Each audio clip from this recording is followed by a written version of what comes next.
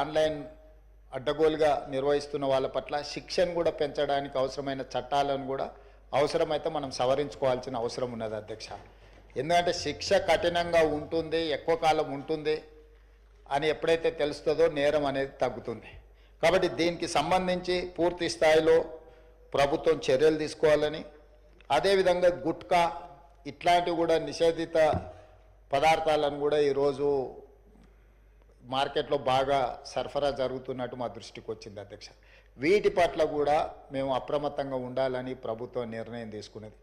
Online యాప్లు, అదేవిధంగా online rummy, ఈరోజు నిన్న మీరు టీవీలలో పేపర్లలో పోలీసులు కేసులు నమోదు చేసి వాటికి ప్రచారం కల్పించిన వాళ్ళను పిలిచి పోలీస్ స్టేషన్లలో విచారించడం జరిగింది.